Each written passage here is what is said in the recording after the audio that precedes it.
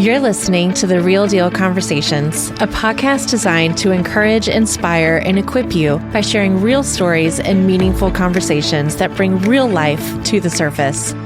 I'm your host, Megan Deal. Let's dive in.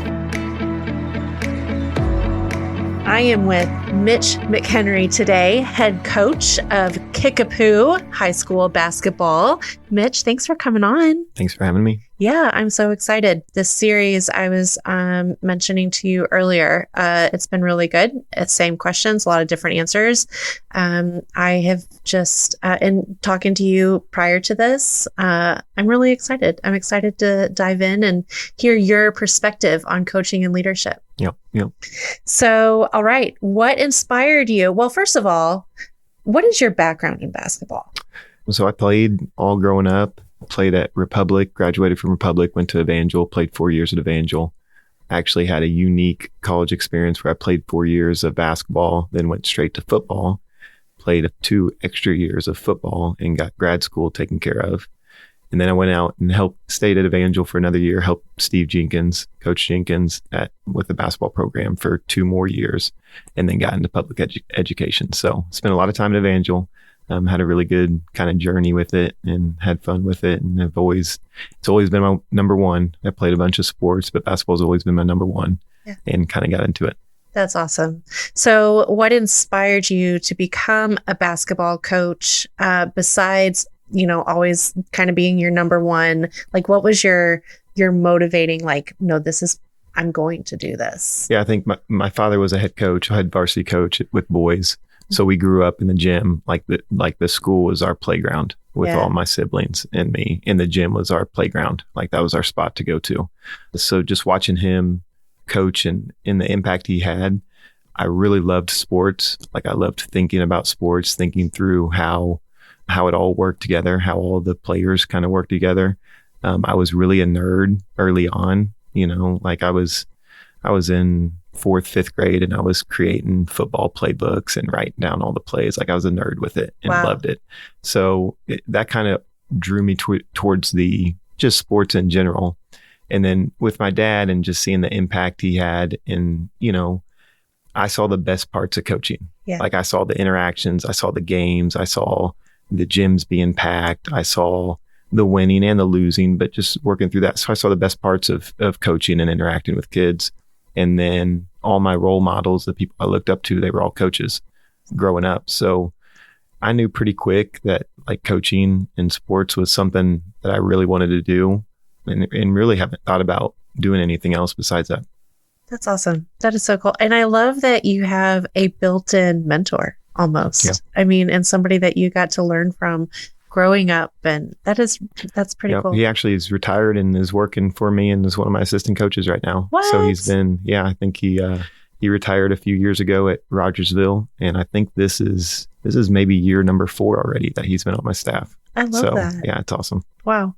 All right. And I think probably too for him. How cool is that for him? I hope so. I hope it's fun. I know, but we're a very close family. Our family's really close, and I'm just picturing that would just make Daniel's that's so cool. Now when I see you guys, I'm going to be watching. That's what I'm going to do. All right. Can you talk about the role of mentorship in your coaching style, and who were your mentors? Obviously, you just kind of mentioned that, but specifically, who do you have that you still go to, and talk about the role of mentorship? Yeah, I grew up in this area. We moved to Springfield, and I graduated at Public in 2000. So when I was in 5th grade, we moved here. So I've been here since. So I grew up as a Springfield kid and a Southwest Missouri kid. So being in the coaching world, there's a lot of my former coaches that are still coaching in this area that check in. That when I see them, they congratulate me, or they tell me how they're proud of me, and that for me it means a lot. Yeah. And those are coaches that I've all enjoyed and learned from, and I was aware of the dynamic with coaching and interactions with coach to coach and with coach to players. So talking about specific coaches, there was a ton at Republic, and I think oftentimes I played baseball for Howard Quigley, and he coached for a long time in this area. I had 3 different high school football coaches that were One's Coach Hafner's back down at Branson, and I spent my first 2 years with him and just learned a lot from him. Coach DePay, who was at Ozark, who's now down at Branson. There was a lot of coaches, and I think oftentimes like the head coach gets a lot of attention. Like I'm a head coach, I'm on here with this podcast with you, but there's a lot of coaches, like even the assistant coaches. Todd Smith was one of my coaches who just passed away, and he was like one of my favorite guys. Yeah. And just got to see how he was a Republic boy that stayed in Republic and coached and stayed with us, and got to see like how he interacted with that community in a place where he grew up, how he interacted with the parents that he grew up with. And now he's in a different dynamic through coaching.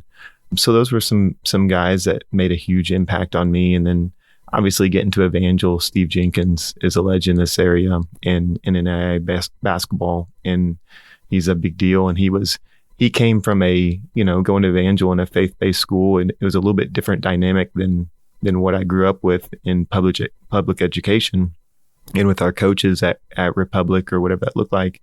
And he kind of had a different perspective on things being at Evangel, and he's one of my favorites, and learned a ton from him. And then I think you learn like what you want to do better. Like my dad is obviously one of my biggest role models, and I've probably learned the most from him. And you get to see how the things that he did really well at, and the things that he had to, keep in check or that were not his strengths. And for me as a coach, I've got strengths and I've got weaknesses. And there's things that I've got to be aware of my weaknesses, and either put people in my life or around me or on my coaching staff that can make those weaknesses better, or just be aware of those and try to make them a strength myself. Yeah. I love that you just said your weaknesses, put people around you that have those strengths. I say it all the time. It is so important to understand your weaknesses so that you can do exactly that. Like I specifically will seek out people who are strong where I am weak so that I can get better in those areas. And I think a lot of people, they can easily look at their weaknesses as, oh no, I don't want anyone to know that it's okay. Everybody has them. Like it's in exactly what you said. Yeah. I love that you do that. That's so powerful. So, all right. What is a memorable moment from your coaching journey that shaped how you lead your team today? I mean, I think when you think about coaching, you hope that winning and losing does not change like who you are. So for me, like we've been very successful, and we've been successful because we've had great players. And so I think what kind of drives me is being able to check in with our guys. Like I spend in the grand scheme of things, we spend a really short amount of time with our kids, with our players. We got 4 years with them. Yeah. And that's not really a long time, but it's 4 very important years. So I think the biggest thing, and this is something that like I'm introverted too. Yeah. Like I'm not really a social butterfly. I'm not on my phone a whole lot. But one thing that I try to do is I try to keep tabs and check in with our kids when they leave. So that's probably the biggest thing. Is one of the greatest things I saw with coaching is players or guys coming back to their high school or seeing former players in public and seeing the interaction with those guys, with my father or with former coaches, and how cool that was. Yeah. I mean, I think that's probably a driving force that you, even though it's 4 short years, you make a bond that kind of lasts forever. And just trying to keep tabs and check in with my kids and know what they're doing. Social media has helped that a lot because you can keep tabs on them a lot better. Yeah. I think that's one of the driving forces with coaching, and one of the perks and benefits of coaching. All right. So how do you foster a team culture that encourages both personal and athletic growth? Well, I think you try to lead by example. Like I'm pretty honest with them, and I talk about how I'm not perfect and I make mistakes. And the one thing I try to do is we coach our kids hard. Like we demand quite a bit of them. We expect them to be really good in the classroom. We expect them to conduct themselves really well at school. And there's accountability and there's consequences when you don't live up to that standard that we have in our program. So I think just consistency with that not changing, whether it's your 12th player or whether it's your best player, just having a consistency across the board, and just having conversations that go more than just basketball. Like we try to have real life conversations every once in a while when it comes up. We try to see things that have happened with certain people or athletes in different, venues, and try to learn from either mistakes or even continue to learn from a positive or something that happened or went well in life, and just learning from those opportunities. Yeah. And so like you had mentioned, whether it's your 12th or your first player, it's important to be, grades and a person of good character across the board. When you do have an issue with behavior or something in school, as a coach, how do you handle that for like younger coaches who are kind of learning how to handle that, how to learn how to, okay, this is a really good player, but their behavior is not really good right now. Like, what would you say to a younger coach dealing with that? I think consistency. And now don't get me wrong, like the better the player is, the more tolerance you have with things. And any coach that says otherwise is probably lying a little bit. Yeah. But like we have certain program standards. If you have an F in class, you're not traveling. Like you're not going on the road because you're not taking care of your business in the classroom. So you're not going to spend a whole night traveling and playing an away game when you're not taking care of your class and the 90 minutes that you have. We have block schedules, so the 90 minutes that you have in class. The biggest thing is just consistency. And I think that the hardest thing, or the thing that you wrestle with the most, is what is costing the team and what is holding the kid accountable. Because there's times where the kid gets in trouble and you got to handle it a certain way, whatever that looks like. And at times that can hurt the entire team. And that's kind of hard to wrestle with and kind of process. But like we talk to our kids a lot, like your decisions, it's one of the things that I feel like helps us with setting standards and having perspective in life, is when you're part of a team, every single decision you make affects more than just you. So if you're not taking care of your grades and you're not taking care of your responsibilities outside the court, then that's affecting the whole team. If you make a bad decision, that's going to affect the whole team. So we talk about that a whole lot. It's more than just yourself. And then we just try to be consistent with how we approach each kid and how we communicate with the kids. Yeah, that's really good, because that carries into adulthood and being a person in a family or a workplace. So I think that's really good. All right. How do you help your players not only become better athletes, but also better individuals off the court? Which I kind of feel like we just kind of answered that. So is there anything additionally that you want to put in that? Well, I just think sports is a great vessel with your entire life. So for example, I grew up in a great household. I dealt with very little adversity growing up. I didn't have to deal with much loss. My parents provided what we needed. We were told no, and we didn't get everything, but like we had support, always had support. Like my whole family comes to every single one of our games, always. Awesome. My mom, I told you I was the oldest of 5. Like my parents have attended like every single one of our kids' games, their kids' games. Like they've been very present. They've sacrificed a ton themselves for their 5 kids. Yeah. So like I dealt with very little adversity. And then you start raising a family and you start growing up, and that adversity is going to come. So when I was younger, where did I learn that lesson from? Like how to persevere, how to get through tough times. I learned that through sports. But you only learn that through sports if you have the perspective and apply it. And coaches can only use sports as like a vessel to improve your entire life if you are purposeful with that.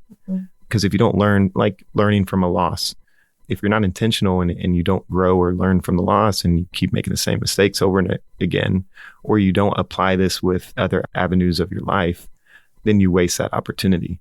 And I think sports for a lot of people is a great avenue to learn hard work, how to work with other people, how to communicate with other people, how to do things that are really tough. And we also, all our kids come from different households and different aspects, but for the most part at Kickapoo, our kids have it pretty good. They have a ton of support, they have a ton of love, and they have a ton of opportunity. So these are great opportunities for kids that maybe don't have a whole lot of adversity they're growing up with, and then when that hard stuff comes later on in life, or when they're adults or have a marriage or have kids or in a job, hopefully they've learned some things from kind of their path in sports. Yeah. It is true that it does carry into adulthood and, adversity and dealing. Daniel played sports. My husband, his whole life in college. I didn't. I did track in 8th grade, and then that was it. Right. So, and it's funny because I'll go, Daniel, why did that not bother you when something happened? And he's like, because I played sports my whole life. He's like, I got yelled at my entire life, cussed out and called names from his coach, from his coaches. He's like, I can handle anything. And it's something that I'm like, man. And honestly, I look back, I'm like, dang, I wish I would have done sports just solely so I could handle some of the things that he can handle, that he retracts back to because I did sports. So you're very right in that. All right. So in what ways do you encourage players to stay motivated through difficult seasons or tough losses? Yeah, I think that's one of the toughest challenges with coaching is how coaches themselves, but also how kids deal with adversity. Yeah. And I think that's what makes or breaks seasons and success. To me, I have found that one of the greatest skills, and it's a skill because it's something that you can improve and get better at. I think it's one of the greatest skills that a team and a kid can have is how they handle adversity. And I think, I kind of go back to consistency a lot, but I said something said earlier, how I don't want to change how I am, whether we win or lose. I want a consistent presence. Now, when we lose, there should be more motivation, but we've had really good players that have won a lot in our program, and we've won a lot in our program. And after you kind of come back from a successful season, you want to win just as much. You want to have success just as much. And winning doesn't always dictate whether you had success or not. Because last year was probably one of the best years I've had as a coach, and we didn't win a district championship. And it was just fulfilling because the kids that we had in our program, we had a group that was really unselfish, bought in to each other. There were kids that dealt with hard things. There were kids that were in our starting lineup that shot poorly and didn't make shots or didn't score a lot of points up to what our expectation was and the kids' expectation was. But our team was really successful and they were still playing a lot. So they had to work through and realize, hey, I can affect winning and I can impact winning a lot more ways than just scoring points. And I think that's the hardest thing that we deal with in this day and age, because kids just want to score points. Everybody wants to score points. Everybody wants to shoot the ball. It's always been the case in sports. Everybody wants to score touchdowns. Everybody wants to get hits in whatever sport you're in.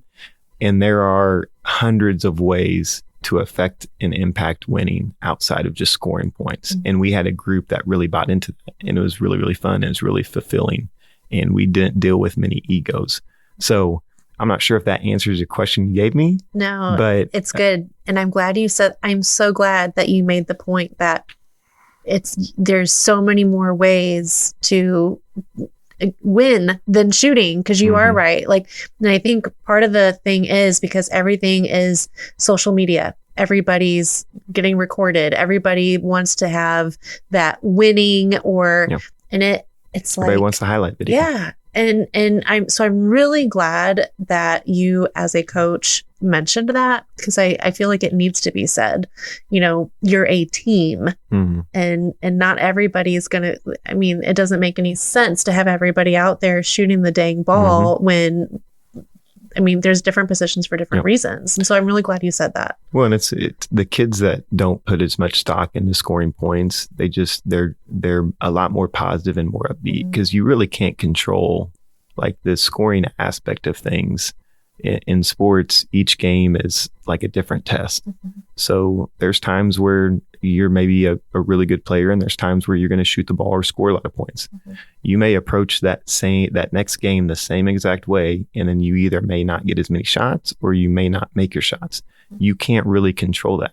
But there's a lot of other things that you can control that you have a lot more impact on, or being a good teammate, your hustle, how you handle adversity, rebounding, communicating, all those things you have a lot more control on than with. And I've just seen that kids that put stock in those things, they don't get the ups and downs are not as drastic with kids and parents that understand the big picture. Yeah, for sure. All right. What is the most important life lesson basketball has taught you, and how do you pass it on to your players? I think how to handle adversity. I mean, I think we talked about how it was a blessing. I mean, it's been a blessing that I haven't dealt with very much adversity. I lost my first grandparent last year. Like, we've dealt with very little loss in our family. It's really been, we've been very blessed. My wife and I have been very blessed with our family. So there just hasn't been a ton of adversity. And sports are going to give you adversity, and you're not going to win every game, and you're not going to play as good as you feel like you should play every game. And I think that's one of the biggest things and skills that sports give you. Yeah. All right. So how do you handle pressure and expectations, both from within your team and externally, like from fans and parents? I think that's really, really tough. I mean, and especially in this day and age, because like sports and coaching has always been very public, but now it's even more so with the presence of social media. And we talk about, like, as coaches, we talk about how it affects our kids a ton, but it really affects coaches also, because they, there's certain expectations that certain programs have, and you see things that are wrote. Like, I see things that are written up or posts or tweets or whatever that looks like. You see those things, and you then have a decision on like what you're going to do with it. It's something that I've gotten better at. I really struggled early on. Like, I got the Kickapoo job, and Kickapoo's been very good. And in our first year, we struggled. And I think my first year coaching, and I was young, it was the worst record that Kickapoo's had in a long time. And that was tough. And so I think, just having those expectations on what this program has always been and not living up to those expectations, winning a state title and then feeling the pressure that you have to do it again. That off season was really tough, because we lost pretty much our whole team and had a new team coming in, or young guys coming in. And we really loved, and we thought we could be good, but I didn't know what that looked like. And we just finished at the top and at the pinnacle, and you want to do it again. So you feel that pressure. That's from the coaching perspective. From the player perspective, it's a beast right now. Like, it's a beast, because they jump on social media and they get to see hundreds of interactions from a game, whether good or bad. And it's like, you're talking about teenagers, it's hard enough I'm 35. It's hard enough for a 35-year-old man to deal with it, let alone a 16 or 17-year-old kid that's figuring out life. Yeah. So I think we spend time talking about social media. We spend time, the biggest thing, and it's cliche and every coach says it, but just controlling what you can control. And I think just being aware of it, and you have to talk about it constantly and consistently. It's not something that we talk about at the beginning of the year and, well, we've covered that and checked that box. Like, it's something we got to consistently tap into. Yeah. That's interesting that you said, I'm a 35-year-old man figuring it out. I can't imagine because I actually, in Shavies, I said the exact same thing, except I'm a 36-year-old woman. And if I'm trying to figure out some of this, one who's going through all those hormones, there's so much grace we need to give them and help we need to give them. And it's true, because, and I want to ask you, because you mentioned, reading some of the things, like as a coach, and reading some of the things and seeing it, and it was hard, and how did you do that? I would love to know, how did you kind of build your tolerance up to seeing the negativity? Is it still something you have to kind of work through? I would love to know the tools in your pocket for that. Yeah, I think it's something you always got to keep in check with if you're an individual that gets affected by it. So some people deal very little with it. Like, they don't put much stock in it. I think the biggest thing is, we talked earlier about you learn from heartache or things not going right, or those are all learning opportunities. So for me, I would have times or seasons or off seasons where I would feel overwhelmed or deal with stress and anxiety. And at the end of the day, it's I can't do anything about this. We're either going to win or lose, but that really, in the outside looking in, that's how our society views as success for the season, is your wins and losses. But like, I'm still going to feel a certain way if I let it control me with the stress anxiety, because again, we're talking about sports and you're always going to lose. Like, you're not going to win everything. And there's always going to be games that when the game's over, I feel like I could have done something better, or I could have handled a situation better. No different than if you were a player. So I've kind of just grown in going through like seasons of my life where it bothers me, and then understanding that, like, if I don't let it go, there's really nothing that I can do about it. It's either just going to eat me up, or it's something I'm going to be worried about, or I can just move on. I would say, like, I enjoy kids. I started my first year teaching was elementary PE, and I loved it. It was a lot of work. A lot of work. But like, elementary kids, most of them, their favorite day or favorite time of the day is recess or PE. Or lunch. Yes. Recess, PE, and lunch. So they get to come in and like, they're really, really happy. And I love that about teaching elementary PE, is they're always excited and always happy. It's a little bit different with high school kids in PE now. But with that being said, like, I have a 6-year-old and an 8-year-old, and they're like showing interest in sports, and I get to coach them. Like, it's something I've told my wife, like, I'm going to be present, and I feel like I'm a good coach. And I feel like I have things that I do well with leading kids and with teaching kids through the game of sports. So like, I coach their softball team. I coach their basketball team. Like, I try to be pretty hands-on with them. And that's been like we have a game tomorrow. Like, I look forward to coaching our kids and those little second and first grade girls. So I think that perspective kind of helps with the big picture of like coaching high school basketball also, and just the stresses of it. And that, like we talked earlier, sports come and go. And even though this is my profession, each season comes and goes, and you're going to have a clean slate and a fresh start every single year. And ultimately, it's about changing lives and making a difference with them. It's not wins or losses. And just having that perspective on how you're leading kids and what you're doing in your day-to-day life is a big deal. Yes.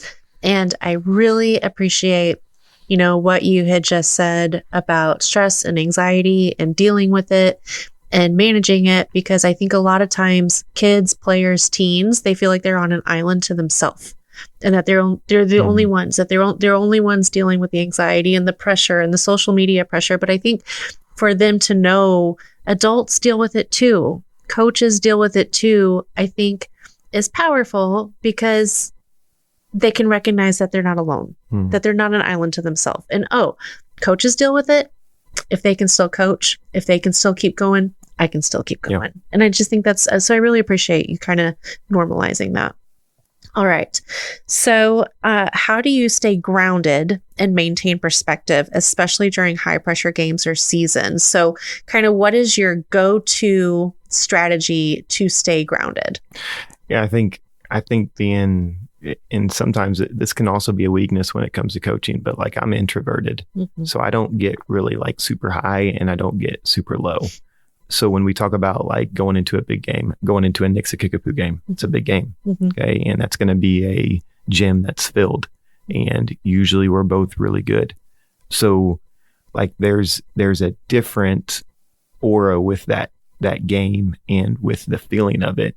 But you as a coach, like I take pride in our process and our preparation for every single game. It's one thing that we talk to our kids a ton about. It doesn't matter if we're facing a team that is supposed to be the best in our area. It doesn't matter if we're facing a team that's first in our conference, or whether they're 10th, 11th, or 12th in our conference. We have a process and we have a blueprint that's been successful for us of how we prepare for that game. And it stays consistent. And now, like, you're, as a coach, you're not a dummy, and there's going to be different feelings in certain games, but our process has remained the same. So for me, I'm not going to get super up or super down for certain games, because my process and how we've prepared and how we have prepared for that game is going to be the same. So it's not going to be a whole lot different as far as how I interact, how I treat my energy towards our kids for a certain game or a given game.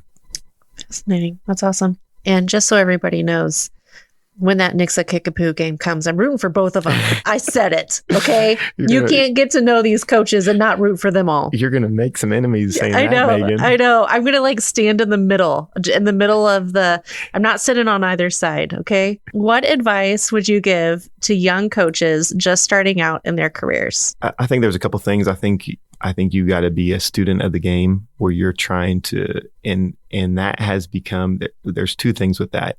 It has become easier than ever to learn more about the game, whether that's about the game like X's and O's, whether that's practice, whether that's leadership. There is more resources with technology and social media than we've ever had. The thing that you now have to fight with that is trying to do everything or trying to do too much. And it can be overwhelming. Like I can open X or whatever we're supposed to call it now. I can open X and like I can look at and scroll through my timeline and I'm going to see a ton of different basketball drills. I'm going to see a ton of different plays. I'm going to see a ton of different things that say, this is must add action. This is what you have to do to win. This is, and it's a ton of different things. And it can be overwhelming because you want like, oh, that's good. I want to try that, or we need to do this, and you can't do everything. So I think young coaches, you have a ton of resources at the palm of your hand and trying to do everything.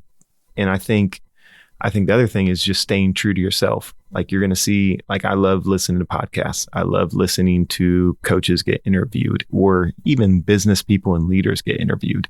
And with that being said, like I'm never going to be certain coaches because of my personality. And the more I try to push and try to be someone else, the harder it gets because I'm not staying true to myself. So I think just coaches staying true to themselves and just coaching through their personality, learning, and then just being students of the game and being leaders and understanding that sometimes, and this is something I struggle with because I feel like I know a lot about basketball and I feel just like leadership and things like that, you often put on the kind of back burners where like sometimes leadership and just getting kids to just be able to communicate and play together is a lot more than any play you'll draw up or any practice drill you do. And I think there's some perspective with that. Yeah, I love that. Okay. All right. What legacy do you hope to leave behind as a coach on and off the court? Yeah, I don't know. It's kind of a tough question because you don't really I am very much, and if you talk to my wife, I am very much in the moment. Mm-hmm. So I am day by day. I am not really a planner. This has probably been the most planning that I've done. Just you guys putting this on my calendar and knowing this was a couple weeks out. Yeah. Like I am a day by day person. So when I don't think like I don't have a 5-year plan. Mm-hmm. Now some people say that's wrong, but I don't have a 5-year plan. I don't have a 10-year plan. I very much just live in the moment in the current season that we're in. My wife's a little bit different, but we kind of counteract each other pretty well. Mm-hmm. But I think, like sports all come to an end. People forget the games that you win or the games that you lose. And I know this is talked about a lot, but they remember like the relationships and the locker room and those memories and the funny memories or the hard memories a lot more than they remember 26 games in a season. And there's some things that we'll always be able to, hold on to and that people won't be able to take away. But I think, when you talk about legacy, I think just being a consistent presence and someone that was reliable in this area. And I hope to coach, a long time in a profession that's getting harder and harder. And is you have to deal with more and more. And there are less coaches, like people are getting out of coaching and going and doing other things. And I think just being, someone that's been consistent in this area and has been a positive presence. And I think that's kind of the legacy that I'd like to leave. Yeah, I love that. And I want to add a bonus question because we talked a little bit about this before we started recording. And it was about the pressure parents put on their kids to perform and the pressure the parents put. And I'm not putting an umbrella around everybody. So if you're listening and you're like, I don't do that, then I'm really happy, but we're just kind of making it generalized. So the pressure they put on the kids to, get into different areas, different in front of different people, and how it can hurt the relationship with their child. It can hurt the confidence of their child. So kind of give insight from a coach's perspective on that, because I think hearing it from a coach, I think would kind of, my hope is to alleviate some of that. Yeah, I think so. From my perspective, like the parent player dynamic and the coach parent dynamic has been something that you have to work through. Like that's always been the case in sports and coaching. So that's nothing new. And for me, I think the coaches that just understand that these parents are wanting what's best for their kid and that it's always easier to like partner with them with a goal or a vision they have. And sometimes those goals aren't met and sometimes those goals are not reality and that's okay. But just coaches that are partnering or communicating or working through what that goal is always better, because parents aren't going anywhere. Like parents are going to be there with their kids. They're going to want what's best for their kids. I am a parent now. So right, wrong, or indifferent, you have a different like filter with how you look through your kid compared to other kids. It's just the reality of the situation. And now some people can keep that in perspective and can understand the big picture really well. And then some parents really struggle with it and they just zero in on their son or their daughter. Well, I think what has changed in our day and age that we live in now is there is a lot of money that's being thrown around with youth sports and money makes people crazy. And you see the money that you have spent and you want a return of your investment. And that means a lot of times in this day and age, that means a scholarship. So parents have paid this thousands and thousands and thousands of dollars annually and every year. And whether they think or don't think, they think there's a return at the end of it. And that's not always the case.